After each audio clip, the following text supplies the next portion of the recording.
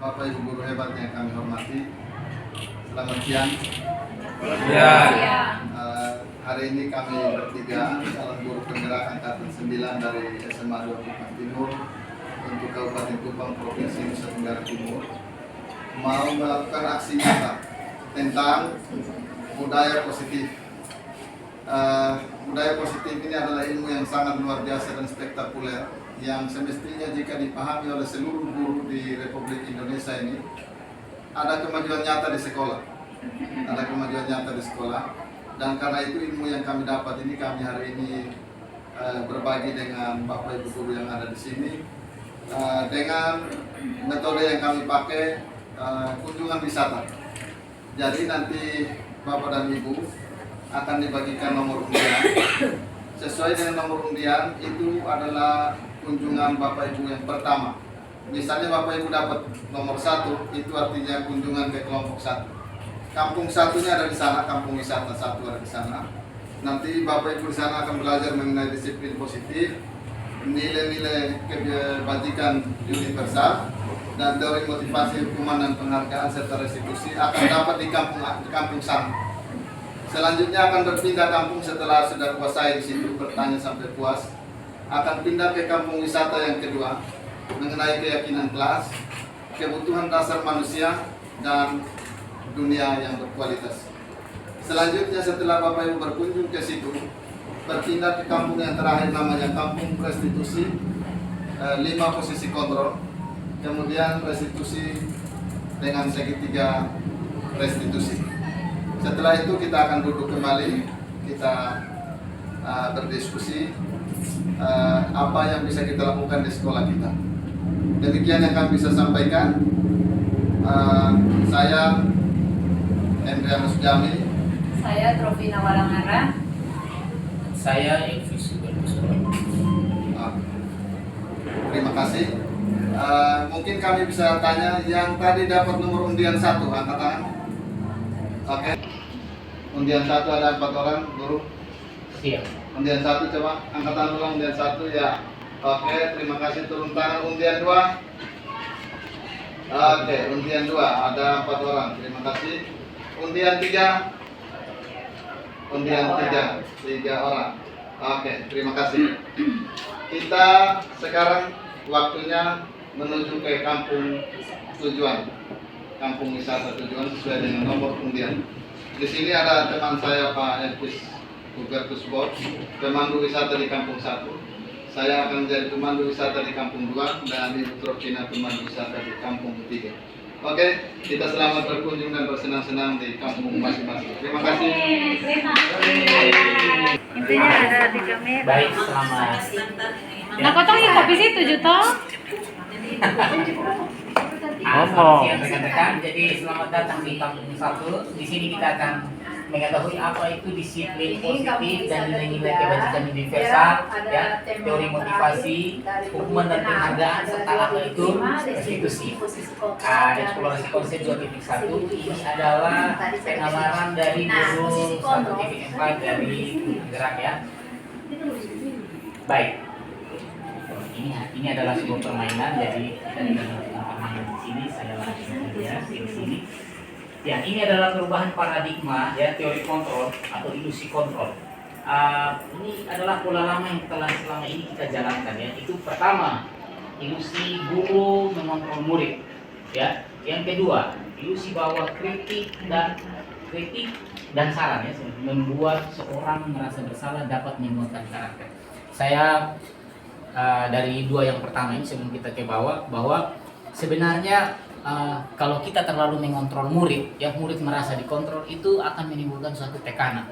Dan dalam pembelajaran yang telah kami dapat, kita harus memberi kebebasan kepada murid untuk bisa bereksplorasi, dia bisa bereksperimen, dia mengeluarkan segala sesuatu. Jadi kita tidak selamanya harus mengontrol murid sehingga timbul rasa tertekan. Yang berikut, ilusi bahwa semua penguatan positif efektif dan bermanfaat. Yang berikut, ilusi bahwa orang dewasa memiliki hak untuk memaksa. Jadi dari sini kita bisa lihat bahwa sebenarnya ada hal-hal yang bisa kita kurangi, ya, bahwa kalau kita jadi guru di kelas atau di pembelajaran yang kita lakukan, kita selalu ada unsur pemaksaan terhadap anak. Nah, ini mulai dipotong ya dalam hal membangun budaya positif di lingkungan pembelajaran. Yang berikut ya, perubahan paradigmanya itu seperti apa dari stimulus respon yang sering kita jalankan, yaitu ini stimulus respon, kita perlahan berubah menjadi teori kontrol. Sebagai salah satu contoh ya, stimulus responnya kita mencoba mengubah orang agar berpandangan sama dengan kita. Jadi teori kontrol yang kita yakini saat ini adalah kita berusaha memahami pandangan orang lain tentang dunia. Jadi kita memahami bahwa pandangan orang tidak selamanya akan sama seperti yang kita pandang, ya. Jadi kita tidak bisa mengarahkan murid harus selalu sama seperti apa yang kita harapkan. Begitu. Kalau dengan demikian berarti kita belum menjawab kebutuhan dari murid itu sendiri. Yang berikut, perilaku buruk dilihat sebagai suatu kesalahan. Apapun kesalahan yang dilakukan murid punya tujuan tertentu. Ya, selama ini yang kita jalankan ini stimulus responnya. Jadi semua perilaku murid itu memiliki tujuan. Mungkin dia acu tak acu atau apa, kan kita tidak tahu alasannya seperti apa. Malam dia buat apa, ya. Yang berikut, orang lain bisa mengontrol saya, hanya Anda yang bisa mengontrol diri Anda sendiri. Begitu. Yang berikut, saya bisa mengontrol orang lain, Anda tidak bisa mengontrol orang lain. Karena dia sudah mengontrol dirinya sendiri, kita tidak perlu kontrol dia. Begitu. Pemaksaan ada pada saat bujukan gagal. Kolaborasi dan konsensus menciptakan pilihan-pilihan baru. Yang berikut, model berpikir menang kalah. Jadi kalau teori kontrol kita harus model berpikir menang-menang. Saya lanjut. Ya, apakah makna disiplin? Kalau disiplin selama ini kita pahami seperti segala sesuatu yang berkaitan dengan aturan. Tetapi makna disiplin sebenarnya itu adalah proses belajar, ya, belajar. Ya. Kalau ini ada asal katanya dari bahasa Latin, yaitu disciplina, yang artinya belajar, ya. Makna asal dari kata ini berkonotasi dengan disiplin diri dari murid-murid Sokrates. Ya, saya pikir ini adalah tema pertama, ya, tidak perlu saya jelaskan. Yang berikut, nilai-nilai kebajikan universal. Nilai-nilai kebajikan universal ini mungkin ini sudah tertera banyak, ya, yang kita belajar tentang P5 saat ini. Di situ ada mandiri, ada beriman dan bertakwa kepada Tuhan, mandiri, bernalar kritis, berkebinekaan global, bergotong royong, dan kreatif. Ini sudah melekat banyak di P5, ya, yang kita jalankan di sekolah kurikulum Merdeka.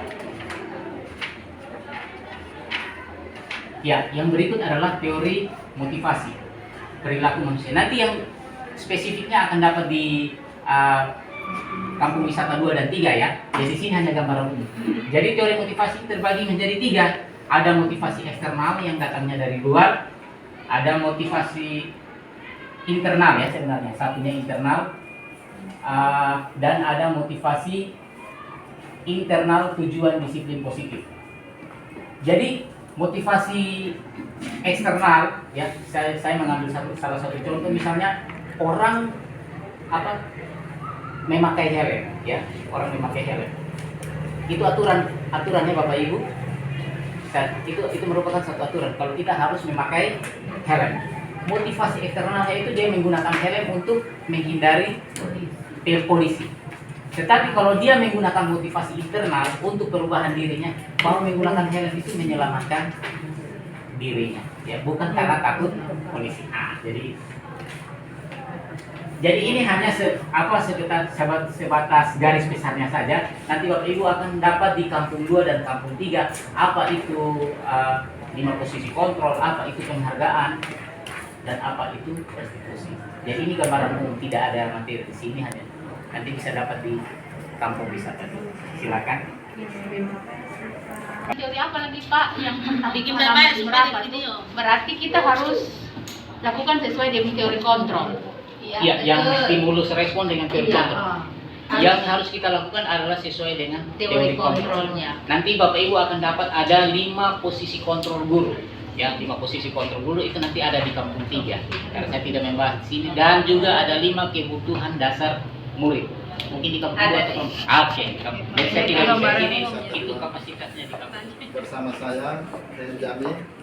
Di sini Bapak Ibu saya akan perkenalkan tentang keyakinan kelas, kebutuhan dasar manusia dan dunia berkualitas. Ini Bapak dan Ibu guru hebat. Kalau kita kuasai ilmu ini, sekolah kita akan luar biasa. Mari kita pelajari satu-satu. Bapak Ibu sempat belajar dari sebelah sana, dari kampung sebelah. Namanya teori kontrol menurut William Glasser. Jadi ini Bapak Ibu, ada 4 hal menurut pakar ini. 1, Anda tidak bisa mengontrol orang lain, hanya Anda bisa mengontrol diri Anda sendiri. Itu realita. Kalaupun ada itu hanya ilusi kita, menurut kita saja, tapi yang realnya adalah tidak bisa. Ya, ada satu anak, dia pegang sesuatu barang berharga di tangannya begini. Menurut dia kalau buka berarti hilang. Lalu 1 orang, 10 orang dirampas suruh buka, dia buka tidak? Tidak bisa. Kecuali dia yang mau buka. Itulah real. Anda tidak bisa mengontrol orang lain, hanya Anda yang bisa mengontrol diri. Karena itu sebagai guru kita yang kontrol diri, bukan siswa, yang dia orang lain. Yang kedua, semua perilaku memiliki tujuan. Jadi buat apa saja siswa itu, pasti dia ada tujuan. Dia ada tujuan. Dan tujuan ini yang kita perlu validasi dalam segitiga sini kalau ada masalah. Kenapa dia buat itu? Yang ketiga, model berpikir menang-menang. Model berpikir menang-menang, kolaborasi dan konsensus menciptakan pilihan-pilihan baru. Jadi ini Bapak Ibu, model berpikir menang-menang dalam menyelesaikan masalah. Saya dianggap menang, dia juga dianggap menang. Waktunya win-win solution. Kemudian realitas yang terakhir adalah kita ini kebutuhan kita berbeda-beda. Kita berusaha memahami pandangan orang lain tentang dunia. Setiap orang memiliki gambaran berbeda. Kenapa? Kebutuhan dasar manusia ini ada 5. Jadi ini Bapak Ibu, ada 5. 1, kebutuhan bertahan hidup. Jadi seseorang dia butuh makan, dia butuh tidur. Kalau ada siswa di kelas itu dia tidur, yang selama ini kita lempar poin dengan kapur dan seterusnya, sebenarnya itu kebutuhan dasar dia yang mesti dipahami begitu. Kalau ada 1, ini yang sulit bagi kita sebenarnya. Yang kedua, kebutuhan penguasaan. Kebutuhan penguasaan. Bapak Ibu kalau lihat ada apel pagi, kemudian ada siswa OSIS 1, dia berdiri dengan guru. Posisinya dia kan sebenarnya tidak pas seperti biasanya kita. Ternyata anak itu dalam hati kecilnya dia mau mengambil posisi sebagai dia penguasaan, kebutuhan penguasaan dia sebenarnya. Dia ada di situ. Menguasai yang lain gitu. Atau ada yang dia masparan orang lain, yang lain ada ribut dia masparan gitu. Padahal dia sesama siswa. Sebenarnya dia mau menampilkan posisi dia sebagai penguasaan, kebutuhan dasar penguasaan. Yang berikut adalah kebutuhan kasih sayang dan rasa diterima. Nanti ada contoh di sini Bapak Ibu. Ini paling gampang begini, yang contoh kecil ini. Ketika kita datang, anak anjing kita lari datang, lompat-lompat garuk di celana ini. Kalau kita peluk dia, berapa menit lepas dia sudah tidak lagi. Artinya dia sudah puas. Kebutuhan dasarnya untuk disayangi dan diterima sudah selesai. Kalau itu kita pahami pada seluruh siswa, seluruh orang kita temui dia diterima dan dia disayangi. Atau kan kita juga ditanya, suka tidak dipukul? Tidak. Disayangi iya. Karena kebutuhan dasar kita itu. Yang berikut adalah kesenangan. Kesenangan. Semua siswa boring di kelas tapi dia butuh senang. Karena itu cara kita, kreativitas kita yang perlu untuk mendapatkan siswa mendapatkan ini. Yang berikut adalah kebebasan. Nah ini Bapak Ibu saya minta tolong 1 orang untuk baca kita. Terus nanti kita praktek di sebelahnya. Kita pahami atau tidak. Siapa yang mata agak bagus dari antara teman-teman? Ayo. Aicha baca. Pak Sulfikar. Adalah kepala Pak Sulfikar adalah kepala sekolah yang baru ditugaskan di SMP Bina Generasi Muda. Sejak kedatangannya di sekolah itu, Pak Sulfikar mencoba untuk menyesuaikan diri dengan lingkungan di sekolah tersebut. Sebagian besar guru-guru dapat menerima kehadiran Pak Sulfikar Namun, ada beberapa guru yang selalu bereaksi negatif pada kebijakan-kebijakannya dan dengan frontal mengemukakan di rapat guru mingguan. Salah satunya Pak Malik. Dalam rapat guru mingguan, Pak Malik seringkali mempertanyakan kebijakan-kebijakan yang diambil oleh Pak Zulfikar tanpa argumen yang kuat. Rekan-rekannya sesama guru heran dengan perilaku Pak Malik ini karena sebelumnya ia dikenal sebagai seorang guru yang selalu mengikuti kebijakan kepala sekolah, bahkan selama ini cenderung diam bila di rapat guru. Pak Hanafi, sahabat Pak Malik, mencoba mendekatinya dan menanyakan apa yang menyebabkan ia bertindak seperti itu. Ada beberapa kemungkinan jawaban yang diberikan Pak Malik. Identifikasi kebutuhan yang ingin dipenuhi oleh Pak Malik jika responnya seperti di kolom sebelah kiri. Bila Anda berada dalam posisi Pak Zulfikar dan mendengar informasi dari Pak Hanafi tentang alasan Pak Malik melakukan hal itu, apa yang akan Anda lakukan pada Pak Zulfikar agar kebutuhannya terpenuhi? Ya, Bapak Ibu, Pak Zulfikar ini, dia kalau di sekolah kita ada model begitu, Ternyata dia ada kebutuhan ini yang tidak terpenuhi, makanya dia lakukan itu. Nah, pertanyaannya untuk menguji kita, ini ada jawaban Pak Malik. Pak Malik ini tadi yang mana? Malik yang Kepala sekolah atau bukan? Bukan. Guru yang frontal tadi. Guru yang frontal. Nah, dia bilang begini, coba kalian baca. Pusing saja sih, aku sebenarnya senang lihat Kepsek baru itu, kebingungan kalau ku tanya-tanya di rapat. Iseng aja sih aku sebenarnya. Nah, yang Dia cuma iseng-iseng dalam aja. hati kecilnya dia iseng-iseng saja. Kalau kebutuhan apa yang ada pada dia saat itu? Senang. Kesenangan. Dia senang kalau dia lihat kepala sekolahnya Kebingungan. tadi itu. Nah, begitu. Oke. Kedua. Jadi ketika tanya di dia jawab begini. Ya, biar dia kenal sama aku dan aku ingin nantinya bisa dekat sama dan kerja bareng sama dia kayak orang yang baik sih. Nah, jadi dia buat begitu supaya kepala sekolah ini kenal dia begitu. Bahwa dia orang yang baik gitu. Kenal dia begitu dan pendekatan dengan dia dan seterusnya. Ternyata kalau itu yang dia lakukan ada dalam hatinya, maka yang dia butuh adalah Cinta dan kasih sayang. dia butuh itu. Perhatian. Beliau. Cari perhatian. Dia butuh Caper itu. kalau kita udah caper. Ya, cari perhatian. Ternyata dia butuh itu sebenarnya. Oke, kalau ketiga kalau dia jawab begini, apa yang ada di hatinya? Coba. Saya sebenarnya nggak paham beliau bicara apa tadi, Pak Zulfikar. Makanya saya tanya-tanya saja daripada saya kelihatan tidak paham. Masa aku yang udah guru senior di sini tapi kelihatan nggak paham, malu dong. Nah, Cari perhatian ya, atau penguasaan. dia ini ternyata dia mau tunjuk kekuasaan. Guru senior atau bodoh sih. Seperti ada juga di Ya, ada. Misalnya ini ya.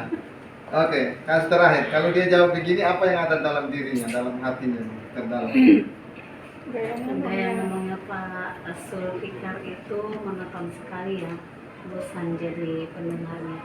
Saya pikir tidak akan selesai ngomongnya begitu saja, nggak ada cara lain ya untuk menyampaikan materi dia. Bosannya bosan monoton. Dia bosan. Jadi dia butuh kebebasan. Begitu. Begitulah yang terjadi pada semua manusia, termasuk siswa. Ketika kita jadi guru di kelas, aneh-aneh dia itu karena ini yang ada di sana. Nah, kalau kita sudah paham ini, sebisa mungkin harus memenuhi kebutuhan itu. Kalau penuhi selesai sudah selesai masalah. Tidak ada lagi. Kita manusia ya, kesenangan, cinta kasih, Iya. penguasaan dan kebebasan. Begitu ya. Oke. Nah, ini Bapak Ibu. Kebutuhan dasar manusia ini. Nanti kalau dia bisa bikin begitu, bagaimana supaya itu kan pelanggaran, tidak kita inginkan kan itu terjadi. Itu kan pelanggaran. Nanti anak yang buat pelanggaran menurut kita dia berkelahi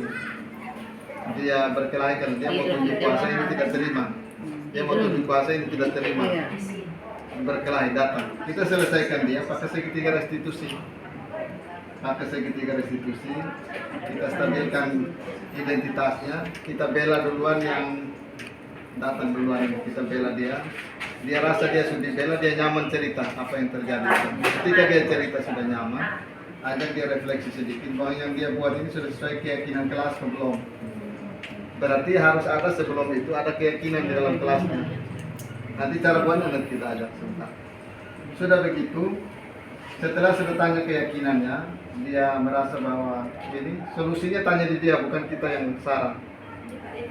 Solusinya dia yang tentukan, kita hanya giring sampai itu. Ini sebenarnya ilmu PK yang kita pakai, yang diajar. Habis itu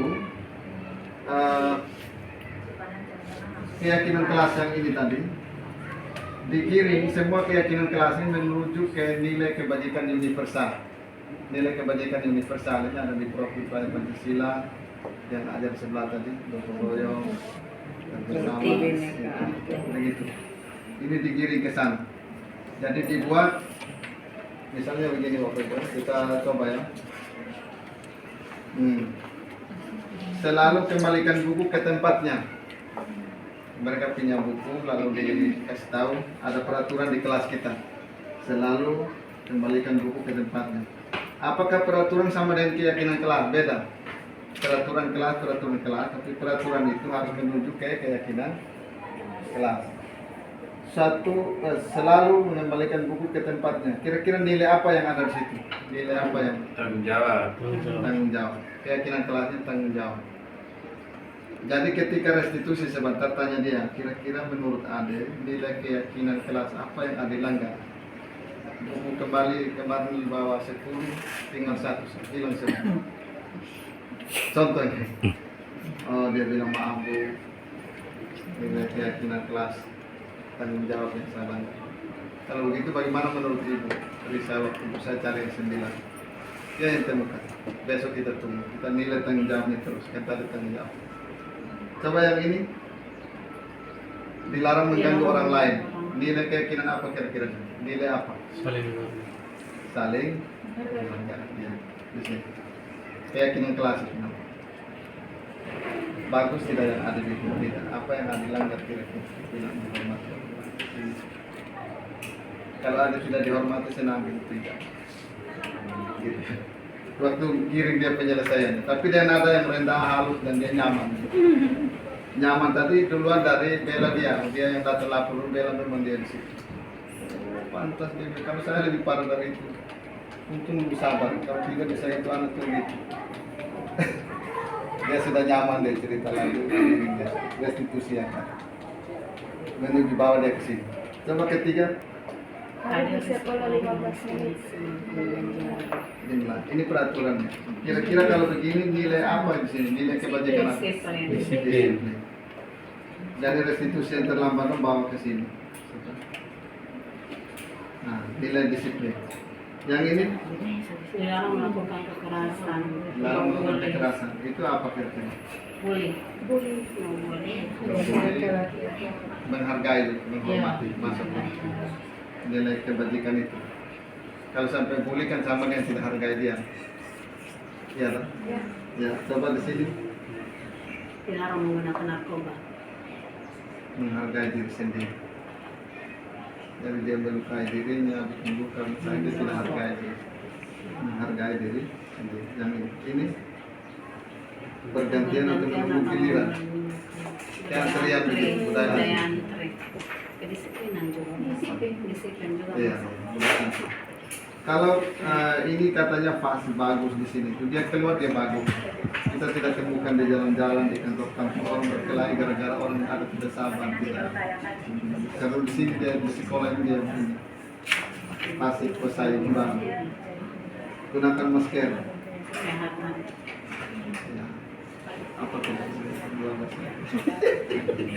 Menjaga apa Kak? Kesehatan bisa. Apa juga? Menghindari dari polusi udara. termasuk kesehatan. Tidak. Maksudnya nanti menggunakan masker nih jika kenan kelas apa? Gitu. Di apa? Ini kebersihan, Kesehatan. menjaga kebersihan, Dan menjaga kebersihan diri. kebersihan diri dan orang lain. Iya, Kebersihan. lingkungan. Ini menjaga kecantikan. Ini jangan berlari di kelas atau koridor. Jangan apa? Jangan berlari di kelas atau koridor. Disiplin. Tertib. Nilai ketertiban. Nilai ketertiban.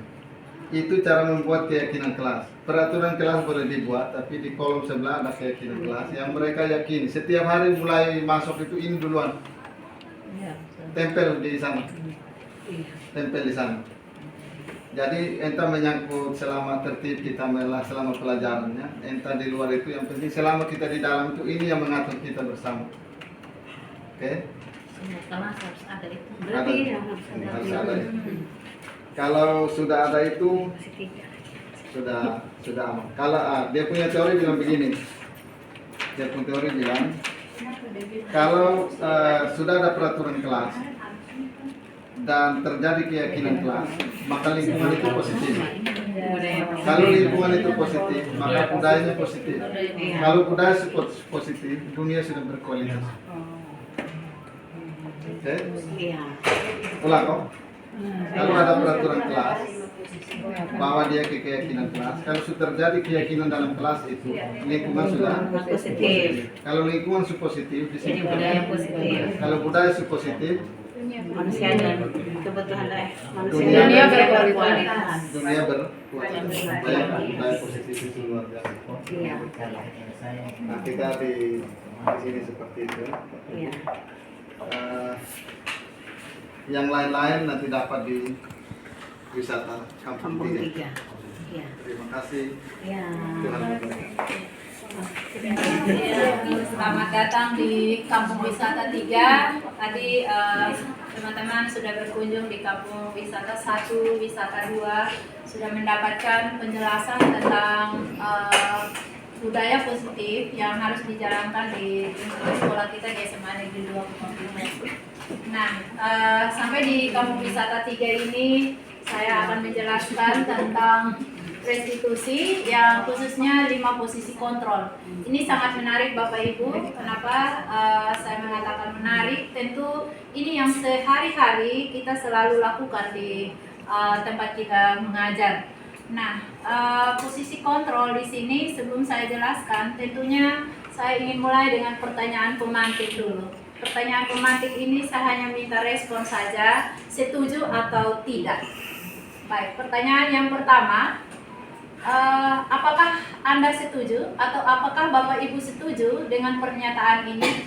Yang pertama, apakah hukuman dapat mendisiplinkan anak? Tidak. Oke, baik. Yang kedua, apakah Bapak Ibu setuju dengan pernyataan yang kedua, pemberian hukuman dengan hal positif seperti membaca atau membersihkan halaman sekolah dapat meningkatkan disiplin anak? Saya ulang lagi pertanyaan yang kedua. Apakah Bapak Ibu setuju dengan pernyataan ini? Pemberian hukuman dengan hal positif seperti membaca atau membersihkan halaman sekolah dapat meningkatkan disiplin anak. Biasa kita lakukan ini ya untuk bentuk pembimbingan kepada anak yang terlambat dan lain sebagainya. Kira-kira apakah kita setuju atau tidak? Bisa iya, bisa tidak. Bisa iya, bisa tidak. Iya. Bentuknya hukuman Baik. tidak bisa mendisiplin. Bentuknya bimbingan, bentuk pembiasaan bisa. Baik. Terima kasih Bu Emi. Yang ketiga, apakah Bapak Ibu setuju dengan pernyataan ini? Memberi penghargaan dapat meningkatkan motivasi belajar anak? Bisa iya, bisa. Bisa iya dan bisa tidak. Baik. Nah, di sini dari pertanyaan pemantik ini, tentu mari kita lihat posisi kita. Di sekolah ini, tentu kita selalu manfaatkan posisi kontrol. Yang pertama, dalam restitusi ada 5 posisi kontrol. Yang pertama penghukum. Penghukum di sini seperti guru itu menghardik, menunjuk-nunjuk, bahkan menyakiti, dan mungkin sering kita lakukan itu menyindir. Itu kontrolnya adalah penghukum. Lalu itu ketika guru berbuat. Kemudian ketika dia menjadi penghukum, kontrolnya ketika guru berkata, kalau kamu tidak melakukan, awas ya, rasakan nanti, nilaimu pasti akan tidak tuntas. Itu posisi kita ada dalam posisi penghukum. Lalu apa hasilnya? Tentu hasilnya anak-anak akan memberontak dan menyalahkan orang lain. Anak-anak mulai melakukan aksi yang tidak benar lagi, mulai aneh-aneh lah di tempat duduk. Ini kalau posisi kita ada di posisi kontrol sebagai penghukum. Lalu yang berikut, posisi kontrol yang kedua adalah pembuat orang merasa bersalah. Nah, guru apa yang dia lakukan? Membuat merasa bersalah itu ketika dia mengatakan, seharusnya kamu harus buat begini. Ibu kecewa dengan kamu. Kenapa kamu selalu terlambat? Kenapa kamu tidak mengerjakan tugas? Itu ketika kita berkata seperti itu pada siswa atau murid yang ada di sekolah. Lalu yang berikut, ketika kita melakukan pembuat orang merasa bersalah, kamu seharusnya atau kamu sudah tahu ibu lelah sekali dengan kebiasaan kamu. Itu pasti kita lakukan ya Bapak Ibu. Dan setidaknya mungkin mulai sekarang kalau kita kenal dengan budaya positif, kita tidak ada pada posisi kontrol yang pertama dan kedua ini. Lalu yang berikut, posisi kontrol yang ketiga seperti teman. Mungkin ini Pak Hen selalu lakukan posisi kontrolnya sebagai teman. Anak-anak itu selalu diperlakukan, ayo lakukan demi sekolah ini. Itu karena kita ada dalam posisi teman, di mana kita mengajak anak-anak itu seolah-olah anak-anak itu adalah teman seumuran dengan kita. Nah, yang berikut, masa kamu tidak mau? Ingat, ibu tidak pernah akan bantu kamu dengan memberi nilai yang bagus. Itu biasa. Karena kita memposisikan diri kita sendiri ini adalah sebagai teman. Dan anak itu sebagai kawan yang keseharian. Nah, ini sebenarnya bisa juga kita lakukan. Dalam hal ini kita mau menarik perhatiannya dia terhadap apa yang kita bicarakan. Tetapi sesungguhnya kita kalau boleh mulai merubah ini untuk kita tidak ada dalam posisi sebagai teman. Lalu yang berikut, yang keempat adalah sebagai pemantau. Bagaimana guru berbuat dengan cara menghitung dan mengukur. Ini biasanya apa peraturannya? Misalnya nih, kalau setiap hari Senin kita bisa dapat siswa menggunakan seragam, tidak menggunakan seragam putih abu sesuai peraturan. Tiba-tiba ada siswa yang menggunakan batik. Berarti posisi kita ketika kita menegur siswa itu ada datanya, ada buktinya, kita bisa mengatakan apa peraturan di sekolah ini? Pasti kita akan menanyakan seperti itu. Nah, posisi kita saat itu adalah sebagai pemantau. Kita memperhatikan siswa. Tetapi terkadang juga kita melihat siswa itu menggunakan seragam pada hari Senin, menggunakan batik, kita biarkan saja. Ya. Nah, ini yang kadang-kadang adalah dua sisi yang sangat bertolak belakang yang terjadi di lingkungan sekolah. Lalu yang berikut, menyesuaikan diri bila diawasi. Siswa itu kalau gurunya tidak ada, maka dia akan tidak melakukan apa-apa. Posisi kita itu hanya sebagai pemantau saat itu. Tetapi kalau gurunya ada, dia mulai bekerja. Berarti kita ada pada posisi itu sebagai pemantau saja. Mungkin kita selalu merasakan seperti itu. Lalu, murid meletakkan guru sesuai dengan peraturan dan hukuman di dunia yang berkualitas. Nah, kalau di sini adalah kaitan dengan dunia. Nah, kalau siswa itu kadang-kadang merasa bahwa guru juga terlambat. Nah, ya dia juga pantau balik kita. Padahal sebenarnya kitalah yang memposisikan diri menjadi pemantau buat mereka. Nah, ini yang ada yang terjadi di sekolah. Dan yang terakhir, posisi kontrol yang terakhir, ini yang sangat diharapkan ketika kita belajar tentang budaya positif, yaitu kontrol sebagai manajer. Nah, seperti yang saya perlihatkan kemarin dalam demonstrasi kontekstual, di situ posisi kontrol manajer adalah bagaimana membimbing anak-anak sesuai dengan segitiga restitusi. Ya, Bapak Ibu. Nah, kenapa saya mengaitkan dengan segitiga restitusi di sini? Bahwa seorang manajer itu dia mampu, yang pertama, menstabilkan identitas. Yang kedua, dia mampu memvalidasi masalah. Dan yang ketiga, dia mampu menanyakan keyakinan. Itu yang ketiga. Sehingga apa yang saya sebutkan tadi pada posisi kontrol ini mempunyai keterkaitan di dalam segitiga restitusi. Nah, saya ingin Bapak Ibu membacakan pertanyaan-pertanyaan yang ada di sini dan kita langsung menjawabnya. Nona Rizky mungkin yang paling mudah. Saya kecewa sekali dengan kamu. Kira-kira siapa yang harus mengatakan? Guru. Yang kedua, Kamu tidak pernah benar melakukannya. ini siapa yang mengatakan? Guru ya. Lalu yang ketiga, Ayo lakukan demi ibu bapak. iya. Ini pasti guru. Nah, saya mengambil kesimpulan bahwa ini semua adalah guru. Nah, saya kembali. Kalau kalimat saya kecewa sekali dengan kamu, kira-kira posisi kontrol apa yang dipakai di sini? Apakah sebagai penghukum? Pembuat orang bersalah, teman? Orang merasa bersalah. Iya, betul sekali. Membuat orang merasa bersalah. Karena kita menggunakan saya kecewa sekali dengan kamu. Lalu yang kedua, kamu tidak pernah benar melakukannya. Kira-kira ini posisi kontrolnya apa kalau kalimat ini digunakan? Penghukum atau pembuat rasa bersalah atau kontrol yang lain? Seperti contoh tadi, kamu tidak pernah kamu tidak pernah benar melakukannya. Iya, berarti dia merasa bersalah ya. Ya, yang berikut yang ketiga, ayolah lakukan demi ibu dan bapak. Iya, betul sekali Pak Adrian. Sebagai posisi kontrol sebagai teman. Yang berikut, apakah kamu mau mendapatkan stiker bintang hari ini? Posisi kontrol.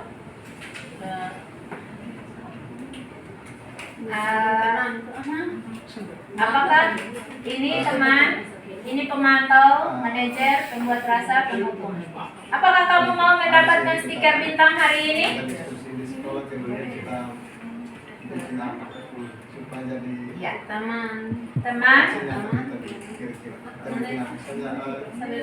Iya, ini penonton baik. Kalau kalimat seperti ini seolah-olah kita memberi penghargaan kepada siswa. Kalau kamu kerja, saya beri penghargaan seperti ini ya. Jadi kita masih ada dalam posisi kontrol. Kita membuat anak itu kalau kamu tidak kerja berarti tidak dapat. Kita menghukum rasanya dia ya. Ya, yang berikut, bagaimana kamu bisa menyelesaikan masalah ini? Posisi ini kalau kontrolnya berarti ada di manajer. Dan yang berikut, kamu selalu yang paling terakhir. Kamu selalu yang paling terakhir. Iya, pemantau, betul. Karena dia selalu pantau, anak ini selalu mengumpulkan tugas selalu di terakhir. Sering kali dia lakukan apapun dia selalu terakhir. Berarti kita pantau anak ini. Nah, dari pertanyaan-pertanyaan ini, maka saya ingin mengajak teman-teman bisa melihat dialog yang ada di slide.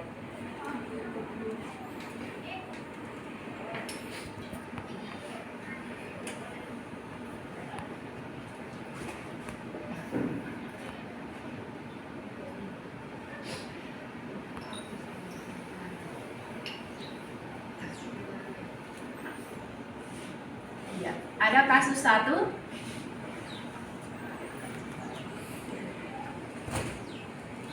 Bisa dipercepat Pak Elvis yang bagian terakhir saja, karena ada penjelasan mana validasi, mana video yang kasus 2.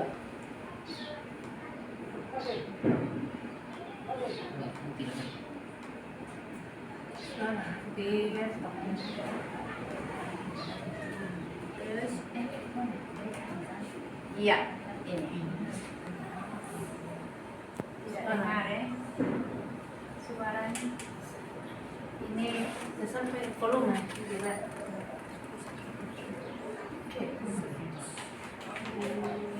maaf, kesalahan teknis.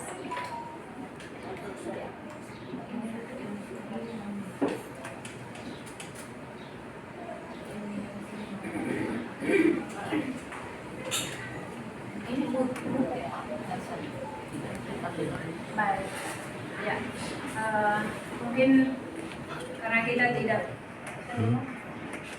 Catherine dan Arini asik bermain di dalam kelas, namun tanpa sengaja Arini menjatuhkan HP dari atas meja milik Catherine. Hal ini menyebabkan Catherine marah, adu mulut, bahkan terjadi pertengkaran di antara keduanya. Nah, kasus ini kita akan masukkan dalam segitiga restitusi.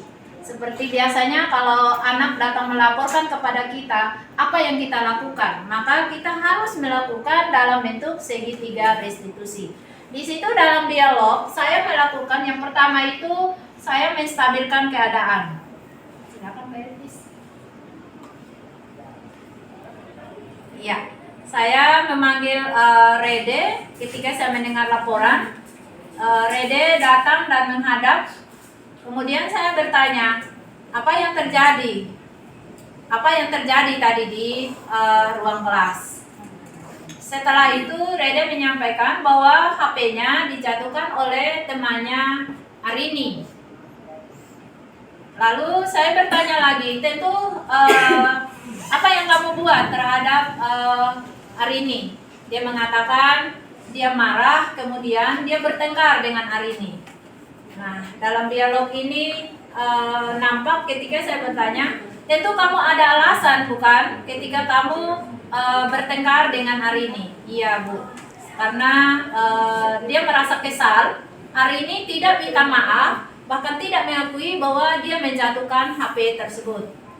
Lalu saya mulai menanyakan tentang keyakinan kelas seperti tadi yang Pak Hen sudah sampaikan di Kampung Wisata 2, bahwa di dalam segitiga restitusi ini kita mulai munculkan tentang kesepakatan yang pertama. Menurut kamu ketika kamu marah atau bertengkar dengan Arini, apakah itu melanggar aturan kelas? Iya, dia mengatakan dia melanggar aturan. Aturan kelas apa yang kamu sudah langgar? Tidak menghormati dan tidak menghargai antar teman. Lalu saya menanyakan lagi, itu kita sudah masuk di tahap yang ketiga, menanyakan keyakinan. Tadi setelah validasi, lalu saya mengatakan lagi, kira-kira apakah kamu mau merubah sikap dari ketika kamu melakukan hal ini? Dia bersedia merubah tingkah lakunya karena tidak sesuai dengan keyakinan kelas yang sudah dilakukan. Nah, dari situ dia mulai sadar bahwa dia meyakini bahwa di dalam kelas atau di dalam lingkungan sekolah itu ada kesepakatan, namun kesepakatan itu dia sudah langgar. Dan pada akhirnya saya mulai menyadarkan dia bahwa pada kali yang akan datang kamu tidak lagi melakukan hal demikian dan kamu mulai menyimpan HP itu dengan baik, dan kemudian sekarang kamu kembali ke kelas dan melanjutkan pembelajaran yang berikutnya. Itu segitiga restitusi, sehingga mulai dari menstabilkan identitas, validasi kesalahan dari siswa, dan menanyakan keyakinan, itu terbaca semua dalam dialog yang ada dalam slide ini. Ini beberapa hal yang ingin saya sampaikan melalui Kampung Wisata 3 ini. Mungkin ada pertanyaan berhubungan dengan segitiga restitusi, saya berikan kesempatan kepada Bapak Ibu karena ini sangat relevan dalam kehidupan kita sebagai guru di sekolah. Silakan Mbak Em.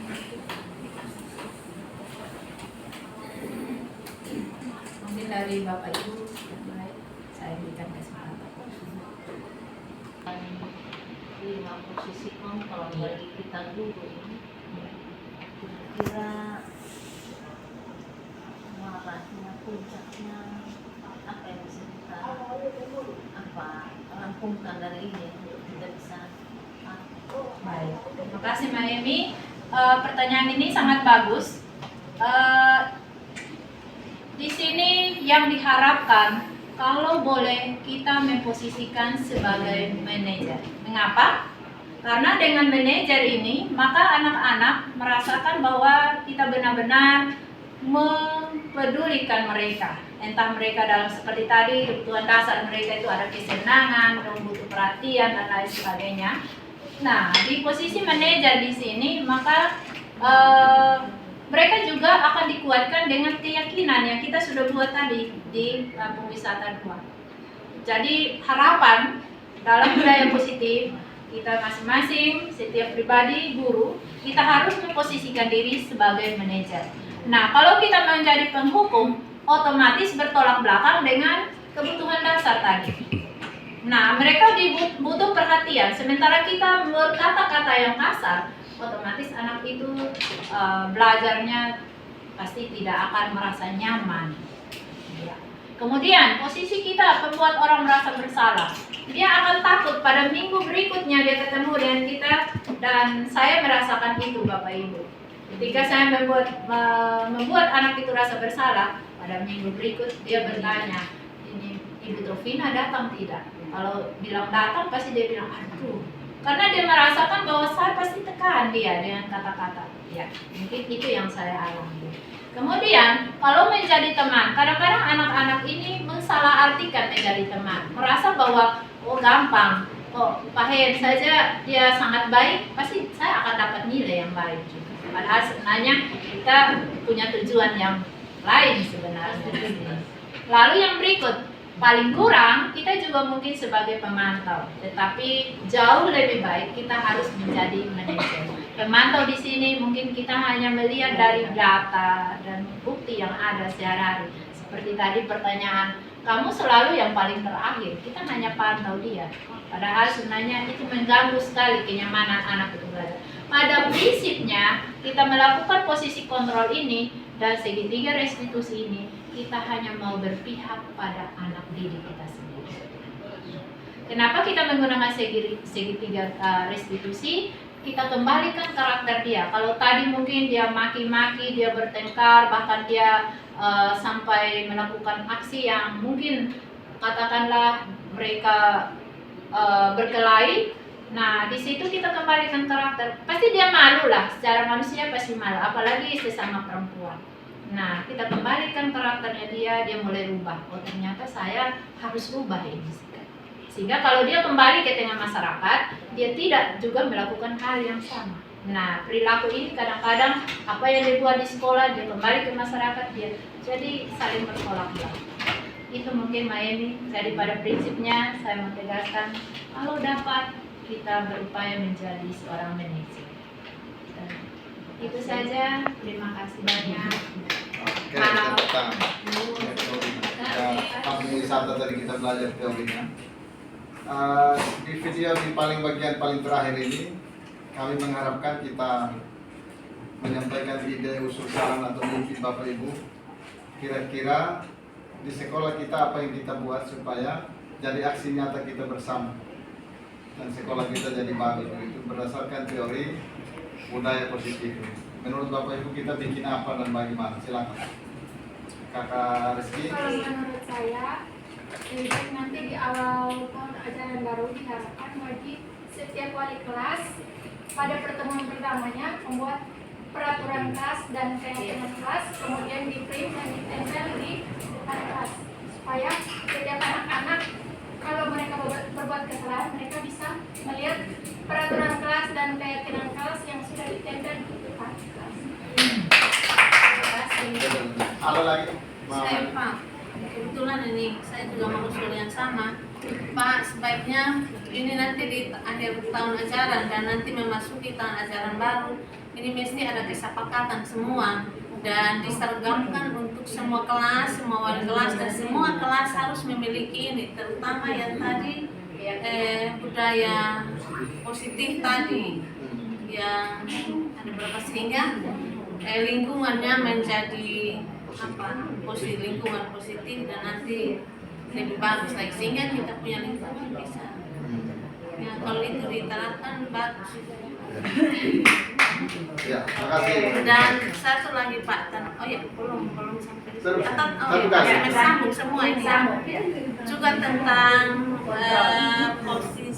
posisi kontrol tadi. Ini juga mesti juga diperkuat bagi guru, kita guru, diperkuat bagi guru oleh bapak-bapak yang ini yang bergerak saja supaya kita punya kesepahaman tentang posisi kita dan tidak hanya baca lalu tetapi betul-betul kita paham bagaimana kita bisa bertindak, bagaimana kita bisa memperlakukan siswa yang tidur di kelas, apakah tadi kan itu kan mesti direspon kan mereka punya tujuan tidur toh dan sampai kita setiap guru kita ini memperlakukan tidak memberi penghargaan, tidak memberi satu tanggapan yang justru tanggapan kita itu jadi penghukum bagi dia. Justru pada akhirnya kita sebagai penghukum. Lu tidak tidur maka kerjakan ini dan sebagainya. Maka sebagai makna tidak sebatas di sini, tetapi maksud Bapak Ibu lanjutkan nanti pertegas bagi kita untuk kita bisa artinya ini supaya juga dia berbuah nanti Bapak Ibu yang berpenggerak ini sehingga nanti sekolah kita juga menjadi penggerak di bawah di dalam ini sendiri menggerakkan kita ke sekolah supaya memang betul-betul menciptakan budaya positif yang makasih. Satu mantap. Mama